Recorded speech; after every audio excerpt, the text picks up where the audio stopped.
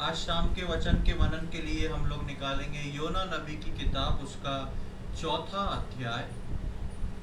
Book of Jonah chapter 4। योना नबी की किताब, उसका चौथा अध्याय और उसकी पहली 5 आयतें हम यहाँ पर पढ़ेंगे। योना उसका चौथा अध्याय, उसकी पहली 5 आयतें। यह बात योना को बहुत ही बुरी लगी और उसका क्रोध भड़का। उसने यहोवा से यह कहकर प्रार्थना की, हे यहोवा, जब मैं अपने देश में था तब क्या मैं यही बात न कहता था?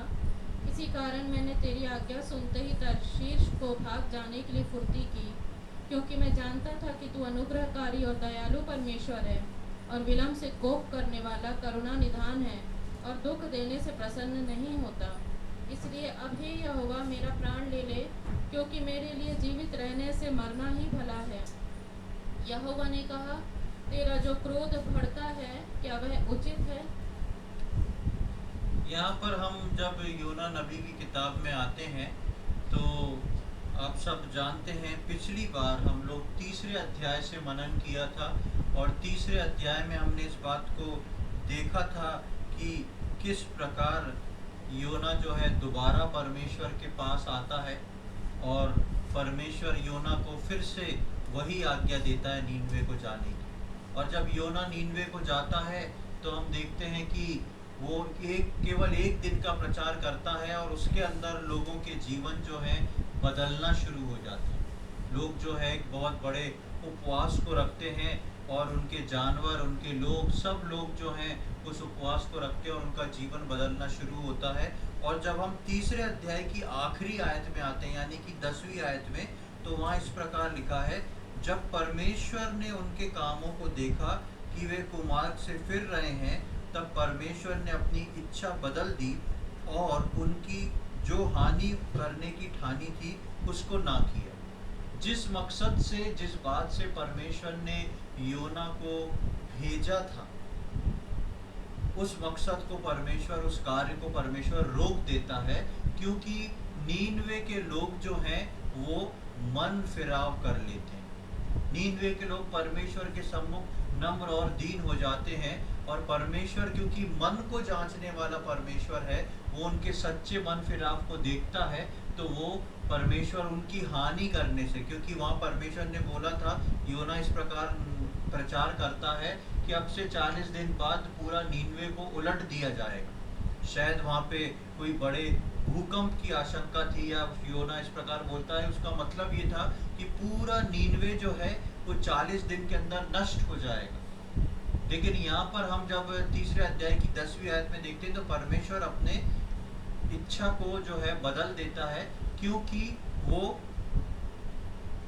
लोग जो हैं सुधर जाते हैं। परमेश्वर ने तरस खा के नीनवे की हानि का विचार बदल दिया। लेकिन जैसे ही हम चौथी आयत में आते तो उसी के लिंक में लिखा है, ये बात योना को बहुत ही बुरी लगी और उसका क्रोध भड़का। ये बात योना को कैसी लगी? बुरी नहीं लगी, लेकिन बहुत बुरी लगी। ये बात योना को बहुत बुरी लगी और उसका क्रोध जो था वो भड़क गया। परमेश्वर ने तो तरस खा के उन लोग को छोड़ दिया था, लेकिन योना जो था उसका क्रोध जो है वो भड़क उठता है। क्या कारण था? क्योंकि शुरू में मैंने बताया था आपको, जब योना परमेश्वर की उपस्थिति से भागता है, पहले अध्याय में हम पढ़ते हैं, तो योना को इस बात का अंदेशा था कि शायद परमेश्वर इस काम को नहीं करेगा। मैं बोलूँगा और अगर लोगों ने मन फिरा लिया तो कभी भी परमेश्वर उनको नाश नहीं करेगा। और उससे होगा क्या? योना का क्या नुकसान था, बता सकते हैं आप? हाँ, उसकी जो इमेज बनी हुई है, उसका स्टैंडर्ड बना हुआ है। योना, अपन ने पहले अध्याय में जब पढ़ रहे थे तो मैंने इतिहास की पुस्तक में से एक रेफरेंस दिया था कि योना जो बोलता था उसके कहे अनुसार हो जाता था।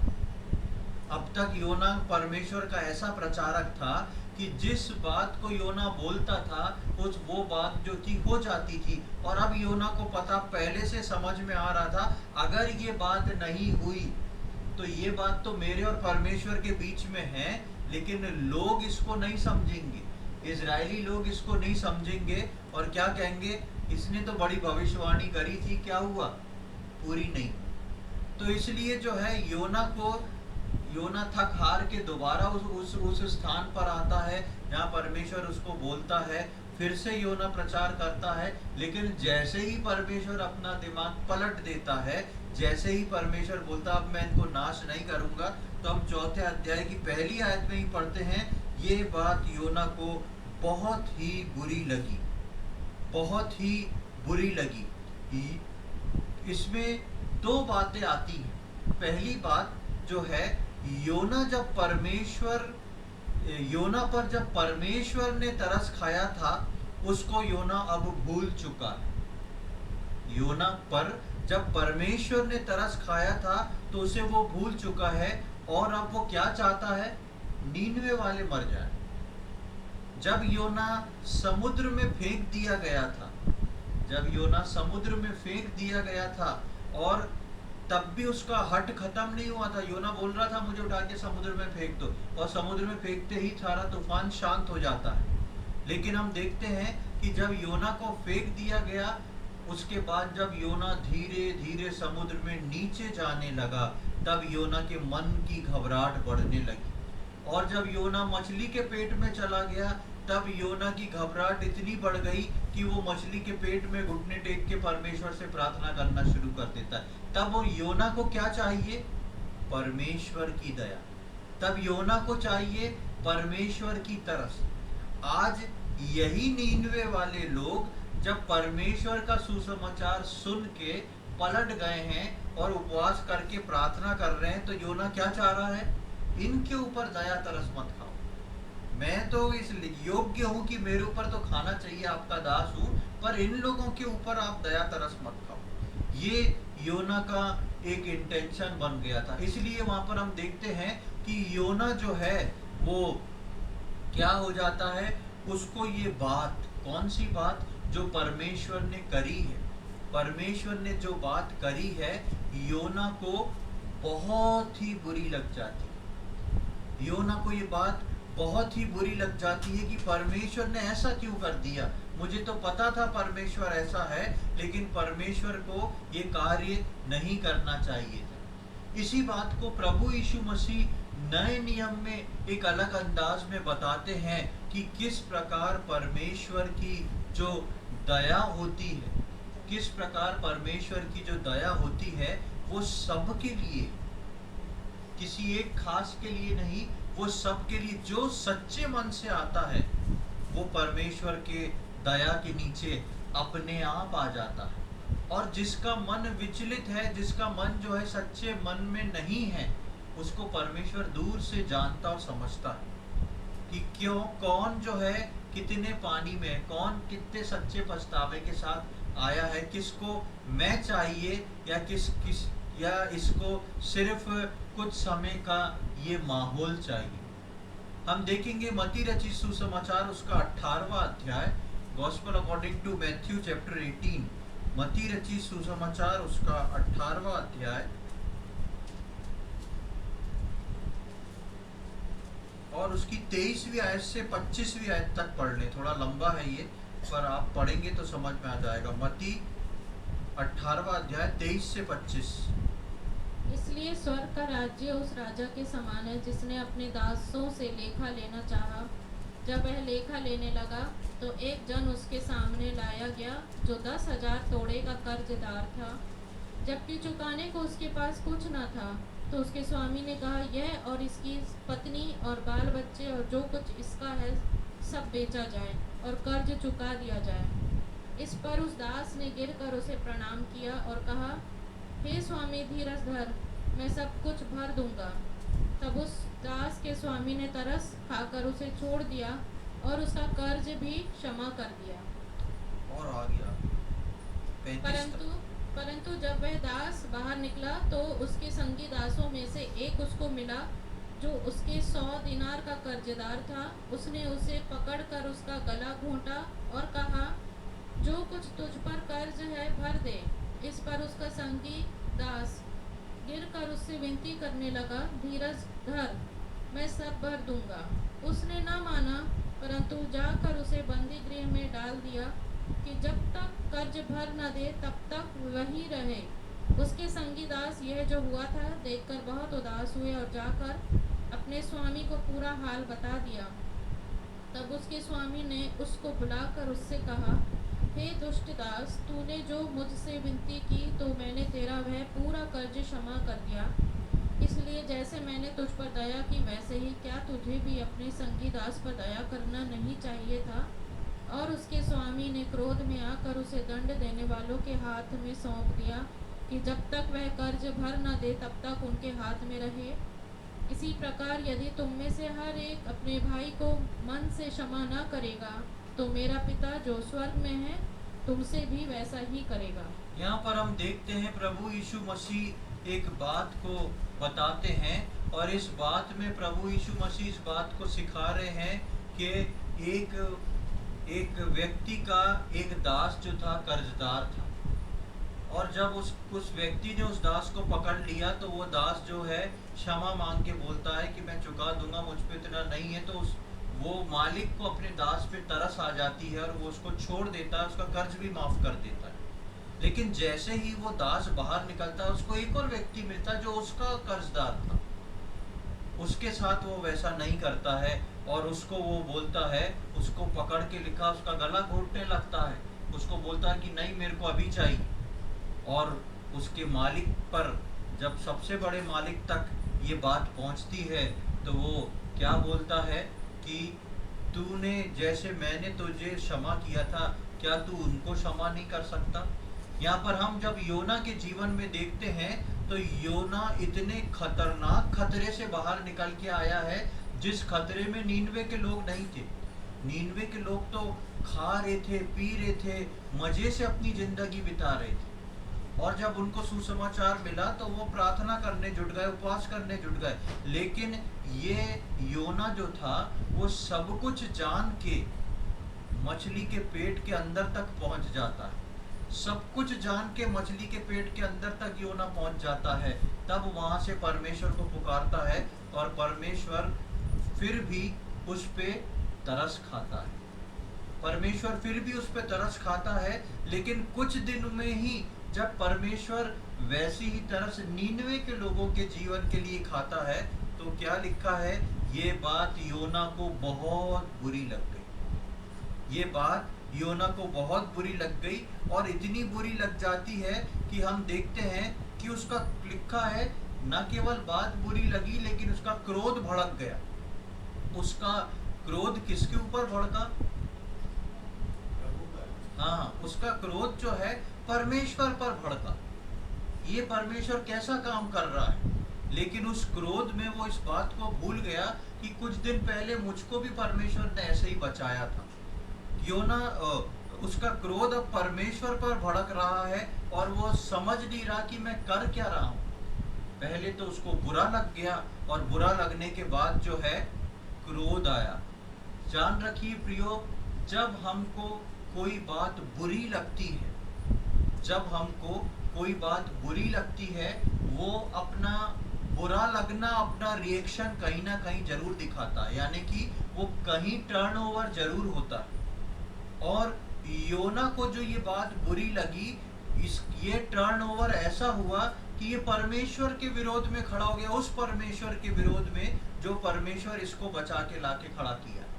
जिस परमेश्वर ने इसको जीवन दान दिया है, उसी परमेश्वर ने जब दूसरों को जीवन दान दे दिया तो इसको बहुत अखर गया कि ऐसा क्यों हुआ। हमारे जीवन में भी कई बार ऐसा ही होता है। हमारे जीवन में भी कई बार ऐसा होता है, हम इन बात को समझते नहीं है। भले या हम बोले कि नहीं हम तो ऐसा नहीं करते, लेकिन हमारे जीवन में कई बातें जो हैं हमको प्रभु की ओर से ठीक नहीं लगती। कई बातों के लिए हो सकता है हम प्रार्थना करते हैं लेकिन हमको जवाब विपरीत मिलता है, या हम प्रार्थना करते हैं लेकिन जैसा हमारा सोचना था वैसा नहीं हो पाता, और उससे क्या है, हमारा मन जो है वो बुरा लग जाता है, बुराई से भर जाता है, और वो बुराई जो है कहीं ना कहीं क्रोध में जरूर बदलती है। हम इस बात का ध्यान दें कि हम जो नए नियम के विश्वासी हैं, हम जब प्रभु में होके चलते हैं तो मुझको और आपको क्षमा करना बहुत जरूरी है। हमारे जीवन के हर पहलू में क्षमा करना, एक दूसरे को क्षमा करना, एक दूसरे के लिए प्रार्थना करना जरूरी। परमेश्वर ने योना को खड़ा क्यों किया था? लोगों को अपना संदेश सुनाने। और परमेश्वर तो अपना वही काम कर रहा है योना को, लेकिन योना को बुरा लग रहा है। योना बच गया, उसको भूल गया, लेकिन दूसरे बच रहे हैं, ये योना को बुरा लग रहा है। इसी प्रकार से प्रियो, कई बार मेरे और आपके जीवन में हम क्या कर रहे हैं, कौन सी बात जो है हमको ठीक तरह मिली नहीं, परमेश्वर की ओर से नहीं मिली, या कुछ अलग जवाब मिला, तो हमको बुरा लगता है। और वो बुराई जो है वो कहीं ना कहीं से एक जड़ को पैदा करती है। और यहाँ पर हमने देखा कि वो बुराई जो है योना के जीवन की उस जड़ को पैदा करती है। जब हम दूसरी आयत में आते हैं तो वापस योना में आ जाएं। योना की किताब 4 अध्याय। जब हम 4 अध्याय की दूसरी आयत में आते हैं तो लिखा है, उसने यहोवा से ये कहकर प्रार्थना की, हे यहोवा, जब मैं अपने देश में था तब क्या मैं यही बात ना कहता था? इसी कारण मैंने तेरी आज्ञा सुनते ही तर्शीश को भाग जाने के लिए फुर्ती की, क्योंकि मैं जानता था कि तू अनुग्रहकारी और दयालु परमेश्वर है और विलंब से कोप करने वाला, करुणा निधान और दुख देने से प्रसन्न नहीं होता। अब वो जो है दूसरी आयत में योना क्या कर रहा है? दूसरी आयत में योना जो है प्रार्थना करने बैठ रहा है। और प्रार्थना में योना क्या कर रहा है? प्रार्थना में योना क्या कर रहा है? हाँ, प्रार्थना में योना जो है कायदे से, वो प्रार्थना जो परमेश्वर और मनुष्य के बीच में कन्वर्सेशन है, एक बातचीत है, योना वो बातचीत नहीं कर रहा, योना प्रार्थना में लड़ाई कर रहा है। योना प्रार्थना के अंदर लड़ाई कर रहा है। उसने यहोवा से ये कहकर प्रार्थना की, यहाँ तक तो लिखा है प्रार्थना की, हे यहोवा, जब मैं अपने देश में था तब क्या मैं यही बात ना कहता था? योना जो है वो अब परमेश्वर से प्रार्थना में लड़ रहा है। आ रहा है प्रार्थना के लिए बैठा होगा, परमेश्वर से बात करूंगा, परमेश्वर से बोलूंगा, लेकिन परमेश्वर से भी बात कैसे शुरू हो रही है? उसकी लड़ाई शुरू हो रही है। परमेश्वर को ही वो पटक के दोष लगाना चाहता है कि इस क्या साबित करना चाह रहा है वो, कि मैं सही हूँ, आप गलत हो। मैं क्या पहले से वैसा ही नहीं सोच रहा था? गलती किसकी है? मेरी की आपकी? आपकी गलती है। यानी कि योना जो है वो प्रार्थना करने बैठा है, पर योना जो है वो लड़ रहा है। कई बार हमारे जीवन में हम अपनी प्रार्थनाओं में ऐसे ही करते हैं, प्रभु मैंने आपसे बोला था ऐसा नहीं होएगा, फिर भी मैं आपके कारण चुप रहा, लेकिन देखिए वही बात हो गई। कई बार हम बोलते हैं, प्रभु मैंने तो आपसे प्रार्थना की थी, इस चीज को रोक दीजिए, आपने नहीं रोका, अब देखिए ये मुसीबत जो है मेरे सिर पे आके खड़ी हो गई। कई बार हमको लगता है कि हम प्रभु के सम्मुख आए हैं, लेकिन प्रभु के सम्मुख आके प्रभु से बातें करना, खुल के बातें करने का ये मतलब नहीं है कि हम इस बात को भूल जाएं कि परमेश्वर कहाँ है और मैं कहाँ। कई बार हम इस डिफरेंस को भूल जाते हैं और हम करने लगते हैं, जबकि परमेश्वर का वचन प्रार्थना के विषय में क्या बताता है? देखें फिलिपियों 4 उसका 6 और 7, फिलिपियंस 4 चैप्टर 4 वर्सेस 6 and 7, फिलिपियों की पत्री उसका 4 अध्याय उसकी 6वीं 7वीं 7वीं आयत में प्रार्थना के विषय में क्या बताया जा रहा है, किस तरीके की प्रार्थना होना चाहिए। किसी भी बात की चिंता मत करो, परंतु हर एक बात में तुम्हारे निवेदन, प्रार्थना और विनती के द्वारा धन्यवाद के साथ परमेश्वर के सम्मुख उपस्थित किए जाएं। तब परमेश्वर की शांति जो सारी समझ से परे तुम्हारे हृदय और तुम्हारे विचारों को मसीह यीशु में सुरक्षित रखेगी। हाँ, यहाँ पर हम देखते हैं, किसी भी बात की चिंता मत करो, तुम्हारे विनती, तुम्हारे निवेदन, तुम्हारी सारी बातें जो हैं एक धन्यवाद के साथ परमेश्वर के सम्मुख उपस्थित की जाएं। यानी कि आपके निवेदन, आपकी प्रार्थना रिक्वेस्ट, आपकी सारी चिंता के विषय, इन सबको एक बहुत खूबसूरती से लपेट के आपको परमेश्वर के सिंहासन के सम्मुख धन्यवाद के साथ रखना है। प्रभु, मैं धन्यवाद के साथ आपके सम्मुख आता हूँ, मैं बहुत क्षमा के साथ आपके सम्मुख आता हूँ, मैं नम्र और दीन होकर आपके सम्मुख आता हूँ और अपनी इस विनती को, अपनी इस बात को आपके सम्मुख रखता हूँ। आप इस पे प्रकाश डाल के दया दिखाएं। ये है प्रार्थना करने का तरीका। इस बात को परमेश्वर का वचन बताता है कि प्रार्थना को इस रीति से परमेश्वर के अनुग्रह के सिंहासन के सम्मुख लेके आया जाए। लेकिन यहाँ योना क्या कहता है? योना कहता है, देख मैं पहले ही ना कहता था। योना जो है सीधे नाम प्रार्थना का है, लेकिन योना जो है यहाँ पर लड़ाई कर रहा है। नाम प्रार्थना का दिया है, लेकिन योना परमेश्वर से लड़ाई करके परमेश्वर को सिखाने की कोशिश कर रहा है। कई बार प्रियो, मेरे और आपके जीवन में हमारे मन में कोई बात आती है, उस कड़वाहट के कारण कई बार हम परमेश्वर को से प्रार्थना उस आदर से नहीं करते जिस आदर से परमेश्वर से प्रार्थना करना चाहिए। किस तरीके से हम प्रभु के सम्मुख आके किस तरीके से परमेश्वर को बोल देते हैं कि परमेश्वर, आपने तो ऐसा कर दिया, आपने तो वैसा कर दिया, मैं तो ऐसा सोचा था, ऐसा ठीक था, लेकिन ऐसा मेरे साथ कुछ नहीं हुआ, मैं तो अच्छे से चल रहा था, लेकिन उसके बाद भी वो चीज़ मेरे विरोध में आके खड़ी हुई। और हम कारण किसको समझते हैं? हम परमेश्वर को कारण समझते हैं। अभी हमने फिलिपियों के 4:6 के 7 में पढ़ा, उसके 7वीं आयत में लिखा है, तब परमेश्वर की जो शांति जो समझ से परे है वो तुमको भर देगी। ऐसी प्रार्थना, कैसी प्रार्थना? धन्यवाद के साथ निवेदनों को रखने की प्रार्थना जो है, वो प्रार्थना करने वाले को परमेश्वर की शांति से भर देती। और यही कारण रहता है कि प्रार्थना करने के बाद, जब सही प्रार्थना नहीं करते हैं, तो प्रार्थना करने के बाद भी हम दिन भर बेचैन घूम रहे हैं, कहीं चैन नहीं है, और दूसरों के भी चैन को लूट लेते हैं, दूसरों से भी उस तरीके से बात कर रहे हैं। क्यों? क्योंकि हमारा मन जो है वो बेचैन है। हम परमेश्वर के पास गए तो थे, लेकिन वहां पर भी जाके हमने कर क्या दिया? वहां पे भी जाके हमने अपने क्रोध को दिखा के परमेश्वर से लड़ाई कर ली। इसलिए वो चैन जो समझ से परे है वो कभी भी नहीं आ सकता। इसलिए प्रार्थना के बाद भी हम उसी बेचैनी में भरे रहते हैं। प्रियो, जब हम परमेश्वर के सम्मुख प्रार्थना में जाएं तो उस चैन को पाके लौटें। हम याद रखें, हम परमेश्वर से युद्ध करने नहीं जा रहे हैं, हम परमेश्वर के सम्मुख अपने बोझ को रखने जा रहे हैं, अपने विनती, अपने निवेदन को बहुत प्रेम के साथ, बहुत धन्यवाद के साथ प्रभु के सम्मुख रखने जा रहे हैं। और ये बात हम देखते हैं कि योना जो परमेश्वर का दास था, क्रोध आने के कारण वो सारी चीजें उसके अंदर से निकल गई। वो क्या कर रहा है उसको पता ही नहीं है।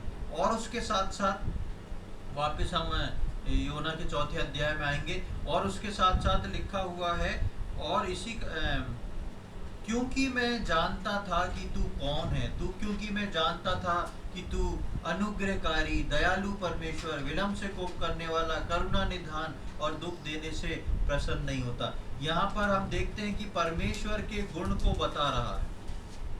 परमेश्वर के गुण उसको अच्छे से मालूम है, ये परमेश्वर कैसा है। कहता है कि परमेश्वर, मैं इसलिए नहीं जानना चाहता था क्योंकि मुझे मालूम है आप कैसे हैं। पर उसको ये गुण किसके लिए चाहिए थे? सिर्फ अपने लिए। योना को ये गुण किसके लिए चाहिए थे? सिर्फ अपने लिए, दूसरों के लिए नहीं चाहिए। जबकि योना ऐसा नहीं है, लेकिन इस एक घटना ने योना को ऐसा बना दिया कि योना जो है वो इन गुणों को, कि परमेश्वर विलंब से कोप करने वाला है, परमेश्वर शांति देने वाला है, परमेश्वर करुणा निधान है, इन सारी बातों के पीछे परमेश्वर जो है वो क्या कर रहा, योना क्या कर रहा है? ये सब जो है वो ठीक है, पर ये किसके लिए होना चाहिए? मेरे लिए होना चाहिए, इतना काफी। आप ज्यादा इधर उधर मेल मिलाप मत करो परमेश्वर, आप जो है मुझसे नाता रखो, मेरे लिए तो करुणा निधान बने रहो, इनको आप नाश कर। प्रियो, ऐसा विचार हमारे जीवन में कभी ना आए।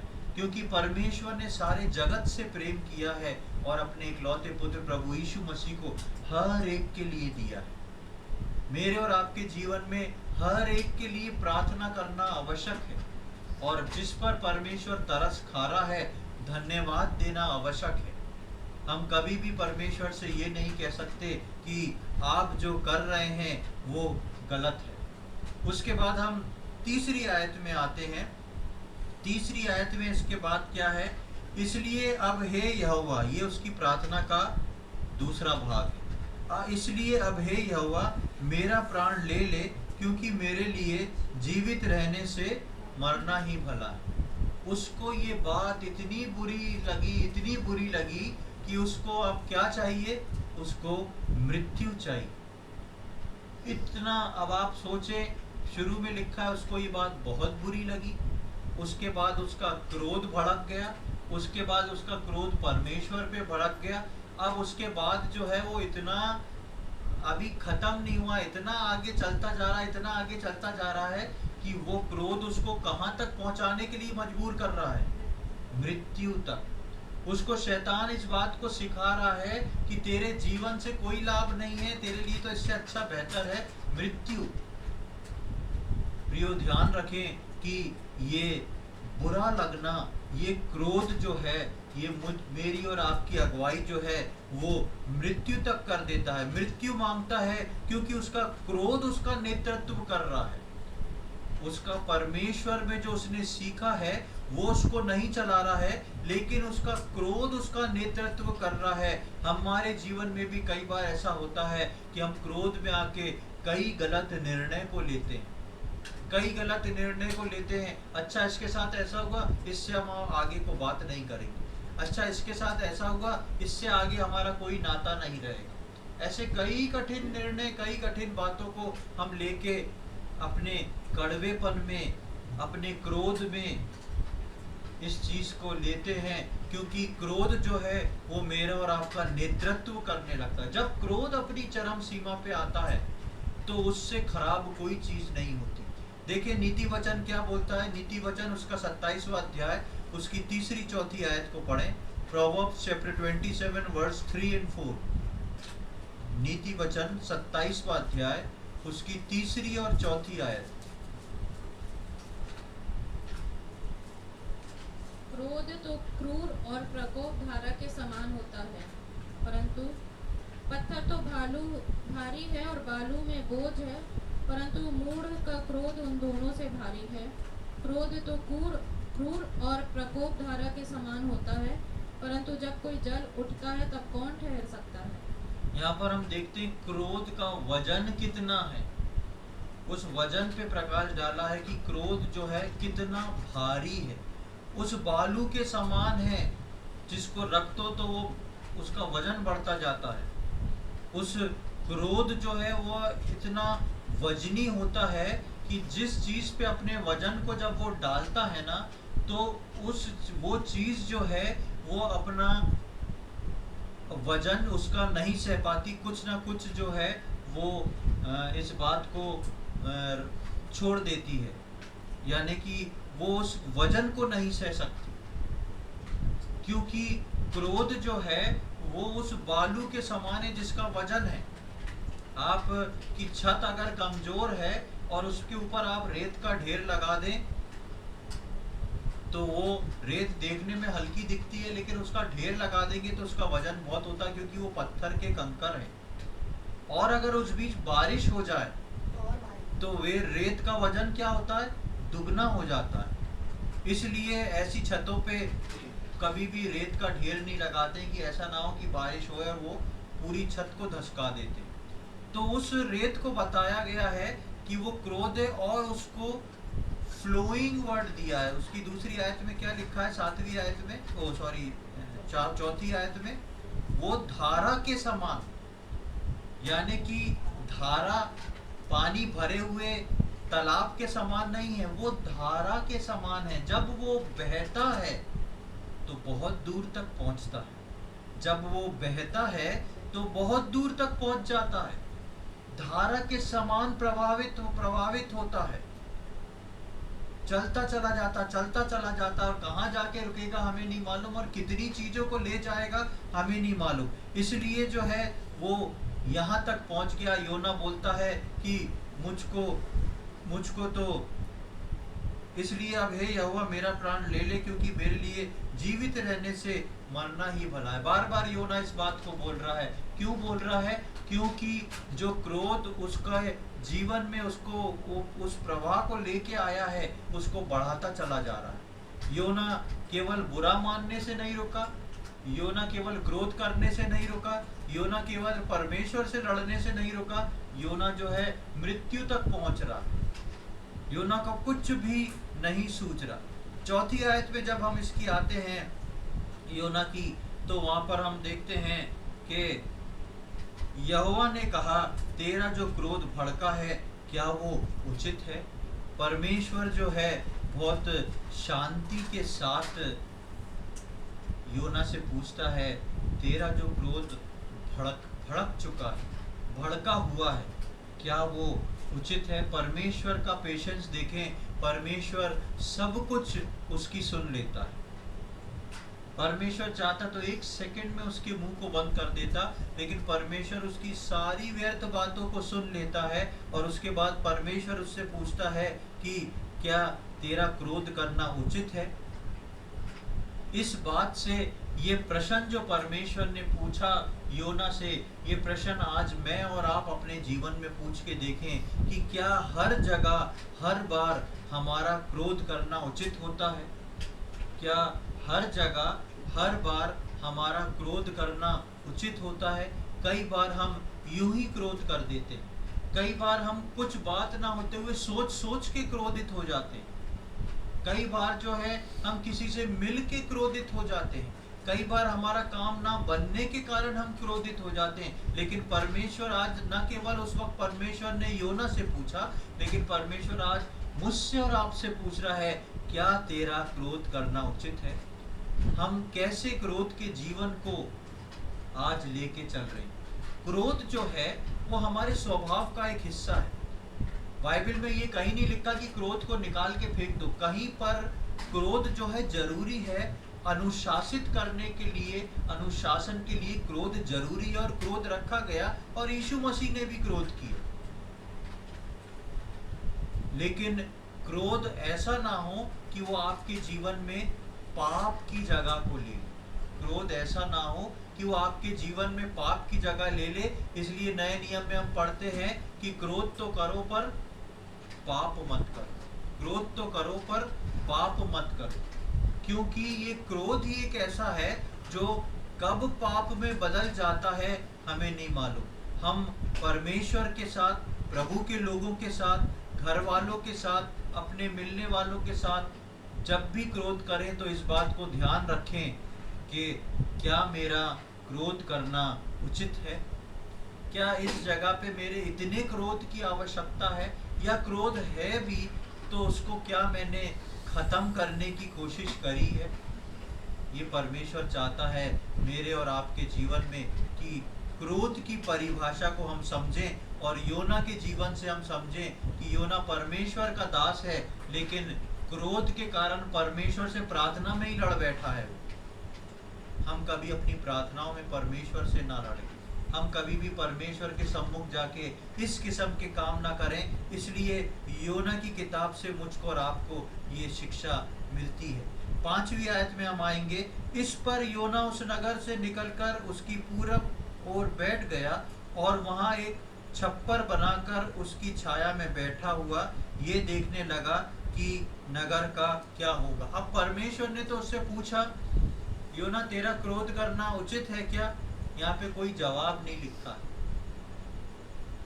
यहाँ पे कोई जवाब नहीं लिखता। कई बार हम गुस्सा कर देते, कोई हमसे दूसरा बोलता है कि अरे भाई तुमने ऐसा क्यों बोला, हम जवाब नहीं देते। उससे क्या होता है? उसके फायदे क्या है?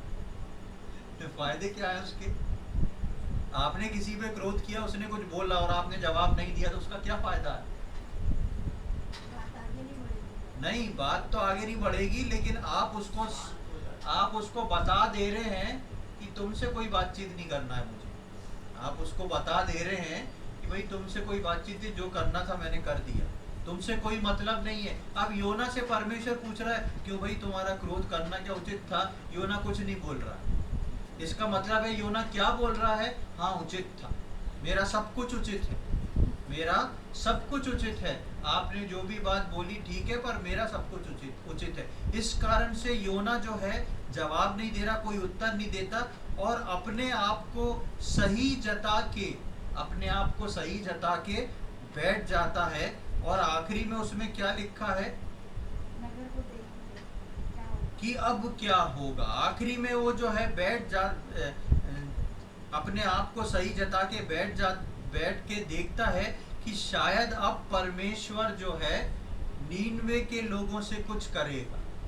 परमेश्वर को बता दिया है मैंने मैं कितना नाराज हूँ, परमेश्वर को बता दिया है मैंने मैं कितना नाराज हूँ। परमेश्वर जो है वो पूछ रहा है, मैं जवाब भी नहीं दे रहा। इसलिए तो लिखा है कि वो वहाँ बैठ के इस आशा में देखता है अब नगर का क्या होगा, अब देखता हूँ शायद परमेश्वर डर जाएगा, परमेश्वर बोलेगा अरे नहीं मैंने गलत किया, चलो मार दो इन लोगों को, नाश करो, तो योना खुश हो जाएगा। कई बार प्रियो हम भी अपने मन ही में ये इन बातों को विचार करके सोच लेते हैं कि परमेश्वर को जो बोलना था मैंने बोल दिया, अब देखते हैं परमेश्वर क्या करता है। शायद परमेश्वर को समझ में अब आएगा, अब परमेश्वर कुछ करेगा।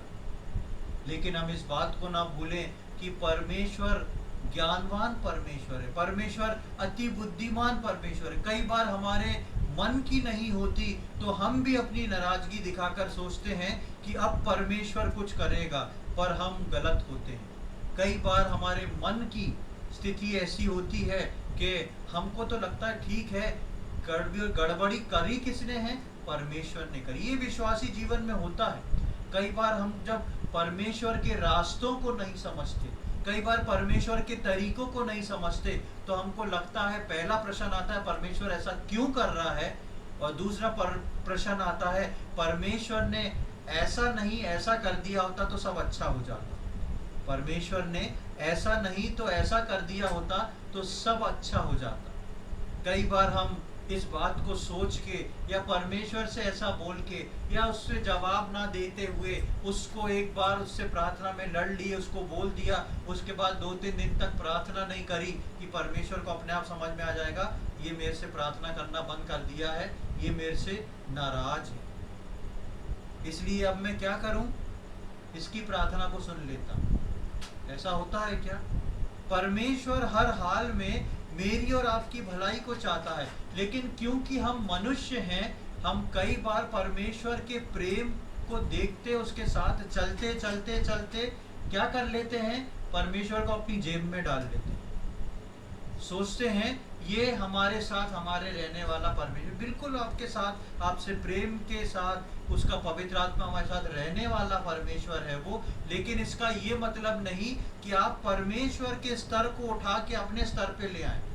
देखें एक वचन के लिए, भजन 50 का 21 क्या कहता है? साम्स 50:21, भजन 50 का 21, साम्स 50:21।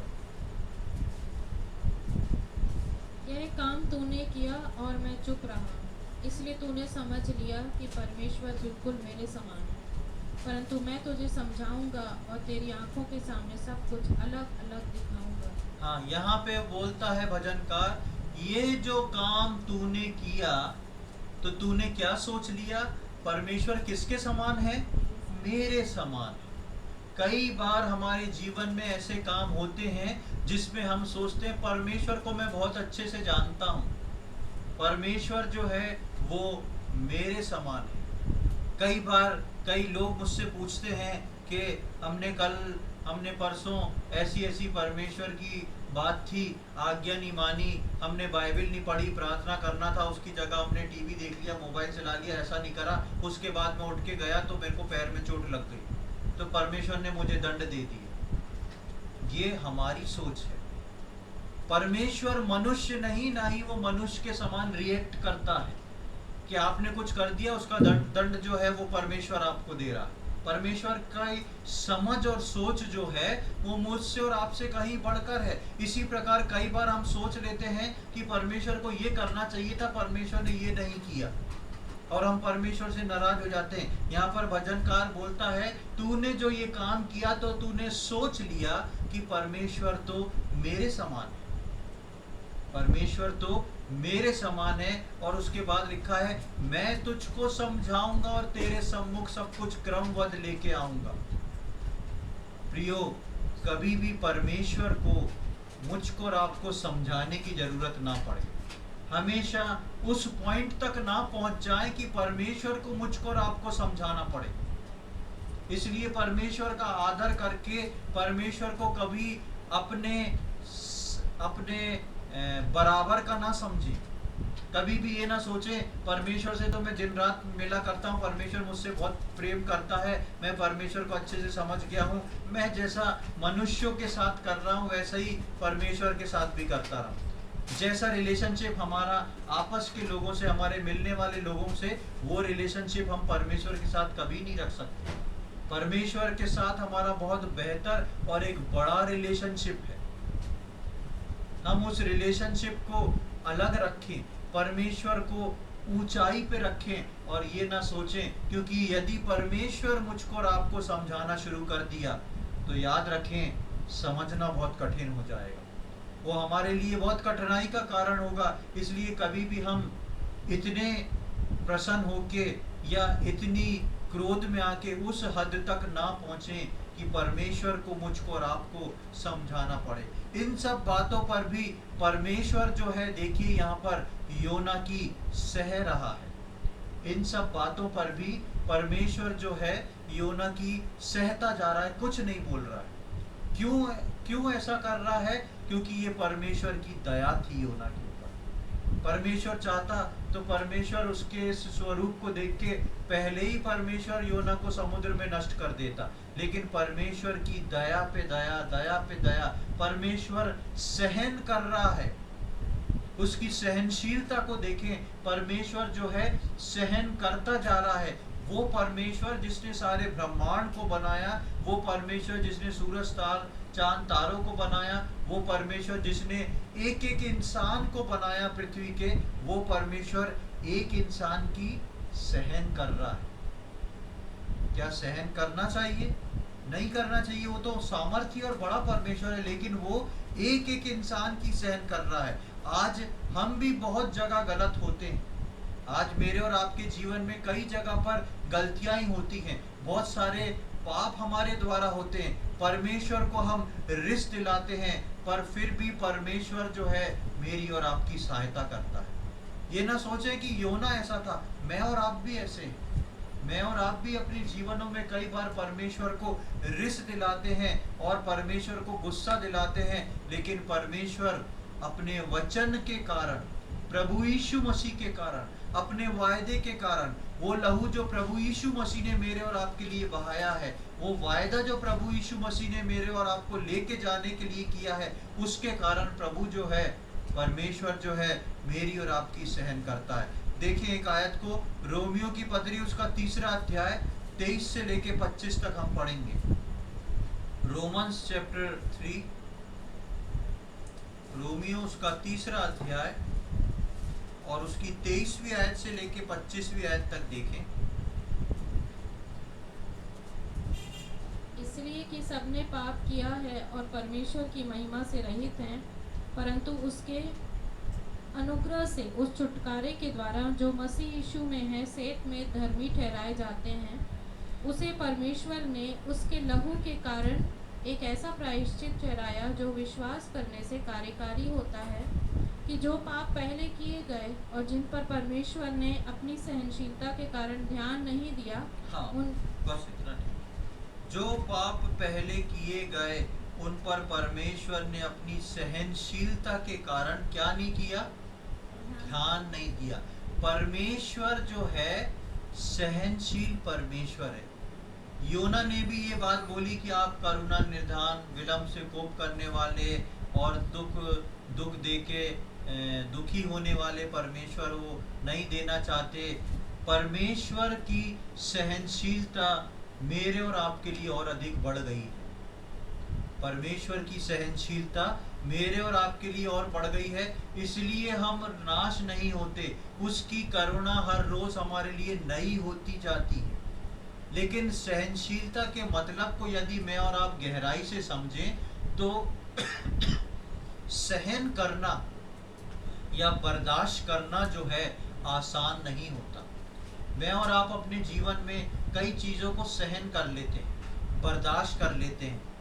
बर्दाश्त करना यानी कि अपने गुस्से को बाहर नहीं निकालते, सोचते हैं अरे चलो कोई बात नहीं, छोड़ दो। लेकिन आप जब हम इस बात को करते हैं तो आप सोच के देखें कितना कष्टदायक होता है। आनंदमय होता है क्या? नहीं होता। हम लोग जो हैं परेशान होके, दुखी होके, खिसिया के और गुस्से में उस चीज को पी लेते हैं, सहन कर लेते हैं कि चलो छोड़ो कोई बात नहीं। आप सोच के देखें मेरे और आपके लिए प्रभु यीशु मसीह परमेश्वर पिता कितनी बार सहन करता होगा, कितनी चीजों को सहन करता होगा जो मैं और आप उसके योग्य चाल नहीं चलते, उसकी आज्ञाओं को नहीं मानते। जब हम अपने जीवन में उसके विरोध में कुछ पाप करते हैं, कुछ गलत काम करते हैं, कितनी जगह परमेश्वर सहनशील था मेरे और आपके लिए। परमेश्वर सहनशील था योना के लिए, परमेश्वर आज सहनशील है मेरे और आपके लिए। इसीलिए तो मैं और आप आज तक जीवित हैं, इसलिए तो हम दंड नहीं पाए, इसलिए तो हम कितनी चीज़ों से गुजर जाते हैं, लेकिन परमेश्वर दया दिखाता है। लेकिन हम कभी भी उसकी सहनशीलता की परीक्षा ना करें। ऐसा ना हो कि हम उस चीज़ को बढ़ाते चले जाएं, बढ़ाते चले जाएं, बढ़ाते चले जाएं, उसको प्रभु के सम्मुख माने ही ना। एक आयत को और देखेंगे, रोमियो की पत्री उसका 2 अध्याय उसकी 4 आयत, वहां पर पढ़े, देखें क्या लिखा है। Romans chapter 2 verse 4। क्या तू उसकी कृपा और सहनशीलता और धीरज रूपी धन को तुच्छ जानता है? क्या यह नहीं समझता कि परमेश्वर की कृपा तुझे मन फिराव को सिखाती है? हाँ, यहाँ पे क्या लिखा है, क्या तू उसकी सहनशीलता और धीरज रूपी धन, उसकी सहनशीलता, वो जो सहन कर रहा है मेरे और आपकी हर प्रकार के एटीट्यूड को, मेरे और आपकी हर प्रकार की सोच को, मेरे और आपके हर प्रकार के कार्य को, मेरे और आपके हर प्रकार के पाप को परमेश्वर क्या कर रहा है? सहन कर रहा है। अभी मैंने बताया सहनशीलता क्या होती है, उन सब को सहन कर रहा है। और लिखा है और सहनशीलता और धीरज रूपी धन को तुच्छ जानता है। मैं और आप उसके सहनशीलता को, उसके धीरज रूपी धन को कभी तुच्छ ना जाने। क्या ये नहीं समझता कि परमेश्वर की कृपा तुझे मन फिराव को सिखाती है? परमेश्वर हर बार मेरी और आपकी सहन करके सोचता होगा नहीं अगली बार ये ऐसा नहीं करे। परमेश्वर हर बार मेरी और आपकी सहन करके सोचता होगा नहीं इस बार और क्षमा करो, अगली बार ये ऐसा नहीं करेगा। कितना हम उसकी सहनशीलता और धीरज रूपी धन को तुच्छ समझते हैं।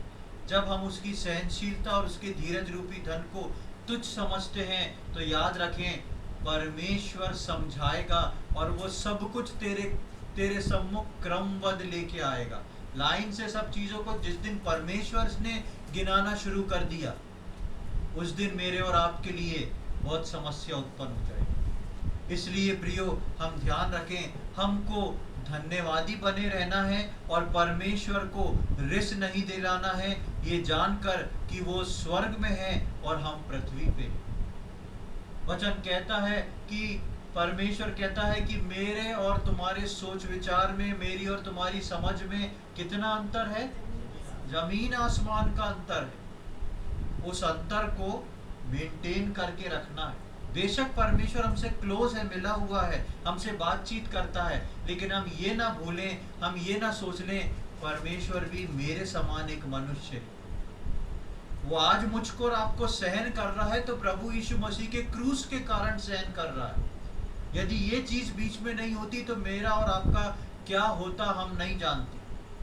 मैं और आप उस मरी में मर चुके होते जो मिस्र के समय में परमेश्वर ने भेजी थी और अपने लोगों को बचा लिया था। लेकिन परमेश्वर जो है मुझ पे और आप पे दया करता है, मुझसे आपसे प्रेम करता है, प्रियो, कभी भी हम योना के समान परमेश्वर की परीक्षा ना करें, कभी भी योना के समान हम अपने आप को सही साबित ना करें परमेश्वर के सम्मुख। आप नम्र और दीन होकर अपने आप को रख सकते हैं, परमेश्वर ये मैंने किया है, अगर ये गलत है तो आप मुझे क्षमा करें, पर मेरा मन जो है इस चीज को करते हुए सीधा रहा है।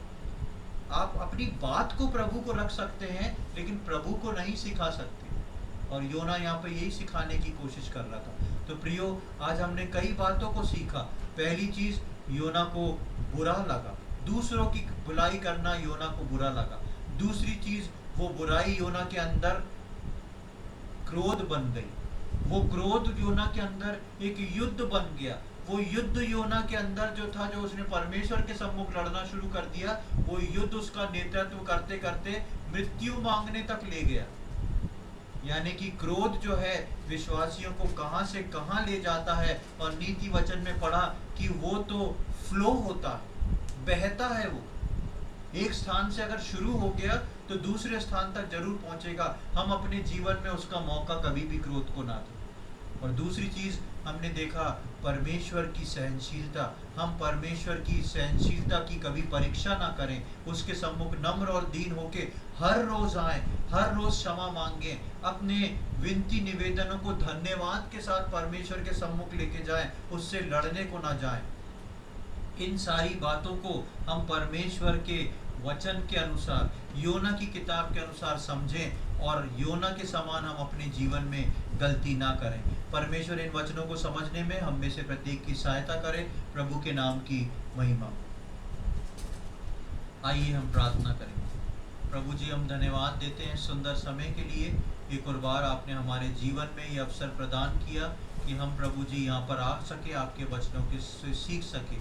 हम धन्यवाद देते हैं प्रभु योना की पुस्तक के लिए, जिस प्रकार हमने इन 5 आयतों में कई बातों को देखा है। प्रभु जी, हम धन्यवाद देते हैं कि प्रभु आज हम सीखने पाए कि क्रोध हमारे जीवन के लिए क्या रखता है, किस प्रकार का क्रोध जब एक बार शुरू होता है तो हमारे जीवन में कितनी प्रकार के पापों को वो इनवाइट कर लेता है, और हम समझ नहीं पाते कि हम किस ओर जा रहे हैं, किस ओर बह रहे हैं। प्रभु, हम सबके जीवन में आपकी बड़ी सहायता को चाहते हैं। यदि हम सबके जीवन में प्रभु जी ऐसा होता है तो प्रभु हम विनती प्रार्थना करते हैं, एक एक जन के आप साथ हों, सहायता करें, और प्रभु जी क्रोध जो है हमारे जीवनों पे राज्य ना करने पाए, लेकिन प्रभु वो पवित्र आत्मा की शांति जो हमारी समझ से परे है, वो हमारे जीवनों में प्रभु राज्य कर पाए, ऐसी हम प्रार्थना विनती करते हैं। हम प्रार्थना करते हैं प्रभु जी, हम आपके धीरज को, आपकी सहनशीलता को प्रभु जी कभी भी तुच्छ ना जाने प्रभु,